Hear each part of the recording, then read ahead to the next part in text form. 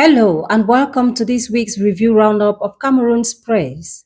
In this edition, we revisit the major headlines of the week. We begin with Emergence newspaper, which leads with the story of Diane Yago, a teacher brutally killed by her husband. In a verdict that has left many stunned, the perpetrator was sentenced to just 5 years in prison with a suspended sentence and a fine of only $86.89.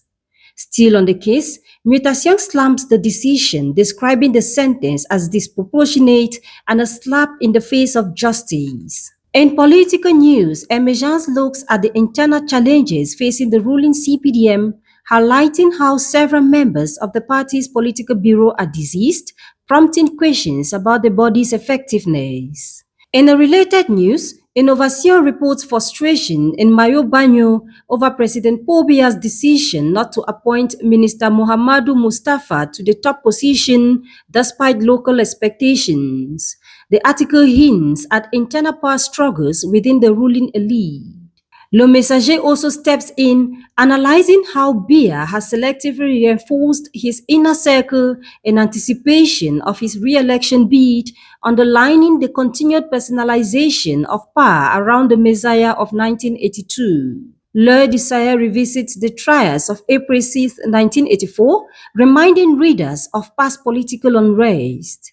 Le Jour then dives into the deeper political theories behind Cameroon's future, analyzing Biya and Kamto through the lens of the so-called Bamileke problem and the game theory of dynamics.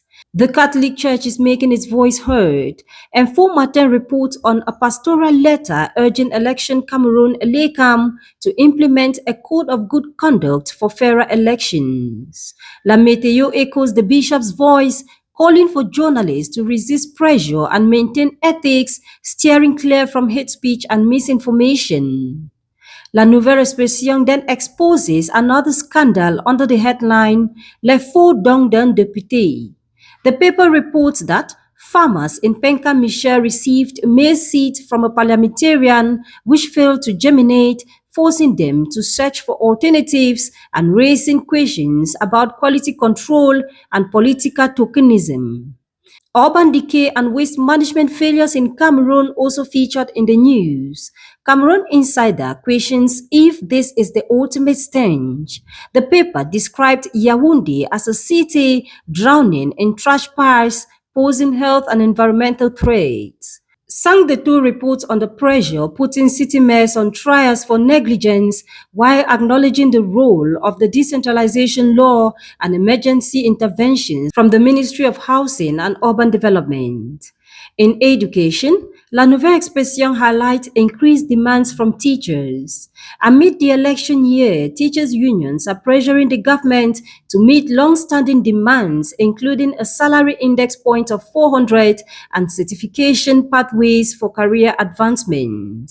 Municipal Update then reveals administrative loopholes in councils across Tiko, Moyoka and Tombe unearthed by the Public Independent Conciliator.